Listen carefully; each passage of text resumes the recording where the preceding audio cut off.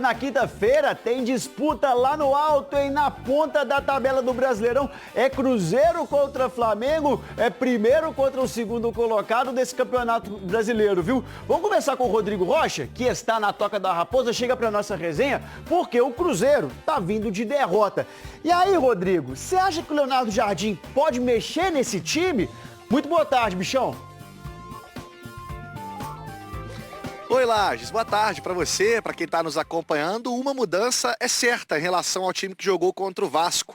Lucas Vijalba cumpriu suspensão e deve retomar o lugar dele na zaga ao lado do Fabrício Bruno. Com isso, o Jonathan Jesus deve ir para o banco de reservas. Agora, a opção para mexer no time, o Leonardo Jardim vai ter. O Fagner está em transição ainda, não deve estar à disposição. De resto, o elenco está todo completo para essa partida. O Gabigol cumpriu suspensão contra o Vasco e volta também ao time, mas deve ficar no banco nesse reencontro dele com o Flamengo no Maracanã. O ataque deve ser, como sempre, formado por Matheus Pereira e também pelo Caio Jorge. Outro reforço que o Jardim ganha para esse jogo é o Sinisterra. O colombiano foi desfalque contra o Vasco por um estiramento muscular na coxa direita. Ele voltou a treinar ontem, treinou normalmente hoje e também está liberado para o jogo dessa quinta-feira. Cruzeiro viaja amanhã para o Rio. Valeu, meu velho. Ótimas informações, ótima tarde para você. Aqui ontem teve jogo. O Cruzeiro já avisando o próximo jogo em casa. Lascou uma promoção já, né, Hugão? Isso é uma cobrança que a gente fazia há algum tempo, porque alguns ingressos estavam com um valor bem amargo, bem pesado mesmo. E acho que quanto mais popular for o acesso à arquibancada do torcedor, é melhor, sabe? Porque o pagamento de salário do jogador não vem, uma parte pode até vir, não vem de ingresso, vem geralmente de patrocínios, vem geralmente de direito de imagem, de transmissão, esse tipo de coisa. Então, na arquibancada, eu acho que você pode valorizar a presença do seu torcedor, fazendo essas promoções para o sócio torcedor e, se possível, Cruzeiro, agrega também uma promoção para quem não tem condição de ser sócio torcedor. Porque eu acho que aí você populariza muito mais. E só para deixar claro, o Hugão é a favor do amarelo sem cadeiras, tá, gente? Do setor amarelo sem cadeiras. Vamos popularizar e vamos fazer a festa no amarelo superior e inferior. Ô, Hugão, tem se criado um comportamento do torcedor não aprender a ir para o estádio mais, porque é muito difícil, eu tenho que entrar num monte de site, Ótimo comentário. eu tenho que pagar e tal. Eu nem sei onde assisto mais meu jogo, que é tanta plataforma. Pois é, e precisa ser mais explicado isso pro torcedor, Tem que ser mais transparente. Pergunta quem é o mal de Minas. Agora nós vamos saber, Hugão, a moral que tá o Matheus Pereira, elogiado por notáveis aí do futebol. Vamos acompanhar essa história. Vestir a 10 não é uma das tarefas mais fáceis.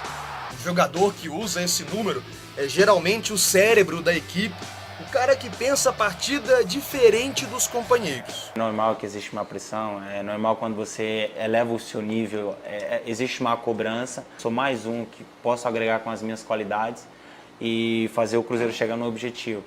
Agora, se vou virar ídolo ou não, isso não é uma coisa que me preocupa nesse momento. O que eu vim aqui fazer é o meu trabalho, ajudar o clube a chegar nos objetivos e ser mais um jogador de grupo.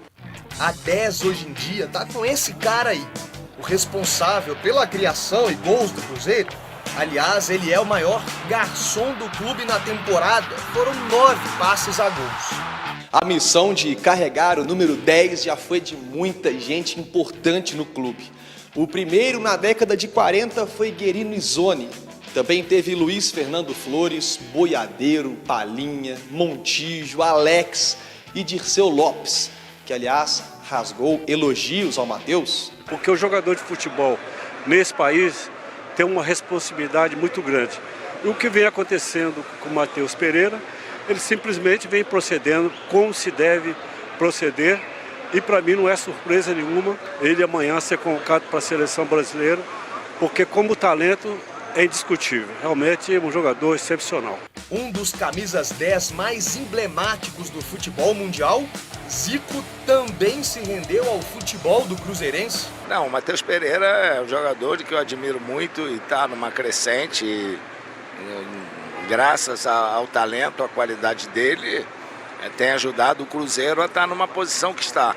Se você analisar e ver a participação dele nos momentos decisivos do Cruzeiro, ele na maioria das vezes está presente. Então isso é realmente o que um camisa 10 precisa, o quilate dele. Tomara que continue assim, tomara que um dia chegue na seleção brasileira e apresente o futebol que ele vem apresentando no Cruzeiro.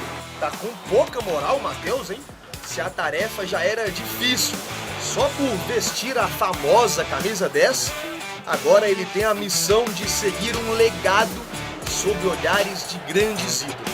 Naquilo que eu puder, naquilo que eu aprendi até hoje, que é aperfeiçoar cada dia o trabalho, o suor, para que no final tudo venha a dar certo. Matheus Pereira, quando ele chegou e gerou muitas dúvidas aos torcedores cruzeirenses, né? Porque muita gente via imagens dele jogando no futebol inglês, jogando em outros lugares, e via ele arrebentando, e ele demorou um pouco para engrenar aqui. E eu tenho uma resenha particular com ele, fui entregar o troféu Tele Santana para ele. Cara, gente boa, de uma gentileza, sabe? Um doce de pessoa. E aí eu acabei fazendo algumas perguntas para ele como torcedor cruzeirense. Ele entendeu isso. E eu falei, cara, você não acha que seu ano poderia ser um pouco melhor? E aí, Matheus, vou revelar aqui, tá? Ele virou e falou assim, ó, cara, se os jogadores que eu coloquei na cara do gol esse ano, em 2024, tivessem acertado tudo que eu coloquei, 23, Bel, desculpa. Tá. Tudo que eu coloquei eles na cara do gol, hoje eu seria o maior líder de assistências do Brasil. Fui fazer essa análise e, de fato, realmente, claro que nem todas as bolas teriam entrado, mas seria um número considerável. Em 24 ele já sobe esse nível e esse ano realmente conseguiram fazer com que o Matheus encontrasse o seu grande futebol e tem muito a evoluir e construir ainda mais a sua história como camisa 10 do Cruzeiro. Agora, ser elogiado pelo Dirceu Lopes, na minha opinião, o maior jogador da história do Cruzeiro, Matheus, que responsa, hein, velho? Vamos colocar a arbitragem já definida para o jogo do Cruzeiro contra o Flamengo.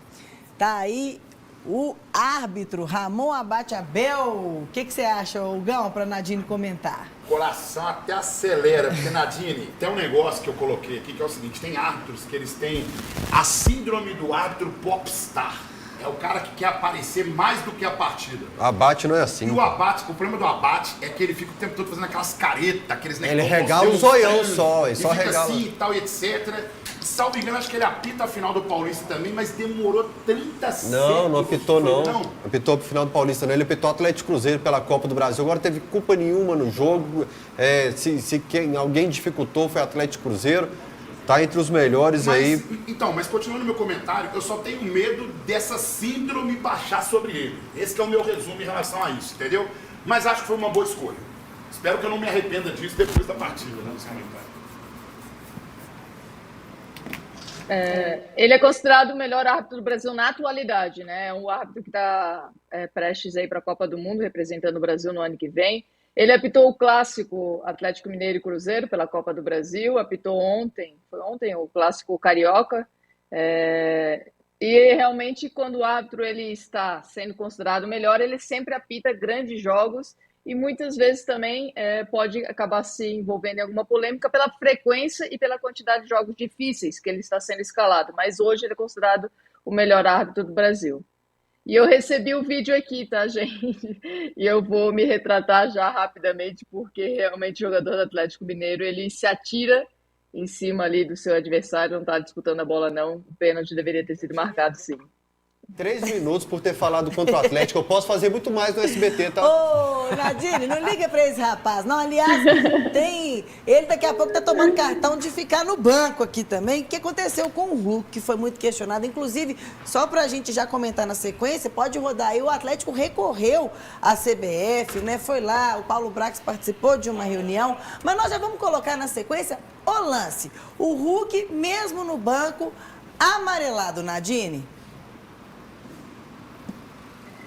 O Hulk recebeu 66 cartões amarelos desde que chegou no Galo, mais da metade foi por reclamação. É um jogador que sabe que recebe muitos cartões por reclamação, de fato. Claro que o Atlético Mineiro ele pode ir na CBF reivindicar o cartão, mas isso já é algo que a arbitragem, eu não vou dizer que é um jogador marcado, né, como ele mesmo fala, mas é um jogador que reclama com muita frequência, então para o árbitro é muito mais fácil ele aplicar o cartão amarelo, que parece que vai ser mais aceito para um jogador que reclama o tempo inteiro, do que para outro jogador que reclama de vez em quando. Então, o Hulk ele tem que cuidar realmente com isso, porque como é um jogador que recebeu já muitos cartões amarelos, fica meio que marcado que é um jogador que reclama o tempo todo. Antes do Fael comentar, Nadine, é o seguinte, é porque tem algumas recomendações dentro do futebol, eu vou lembrar agora aqui rapidinho, na Eurocopa o Cristiano Ronaldo ficou o tempo todo na final da Eurocopa, pé do árbitro ali, aquela loucura, ninguém deu um amarelo. E o Hulk saiu do banco. O jogador de futebol pode ficar nessa área aí, independente de qualquer coisa, e talvez por isso seja o cartão amarelo? Ele não pode levantar. Só pode ficar uma pessoa de cada vez ali na frente da área técnica, que seria o técnico ou auxiliar dele, não pode nem ficar duas pessoas ao mesmo tempo. Então, o fato de ele se levantar e se dirigir de forma assintosa ali a reclamação em relação ao árbitro ou assistente, ele pode sim, ele ou qualquer outra pessoa, receber o cartão amarelo por essa atitude. Só o fato de se levantar e se dirigir à arbitragem de forma assintosa ali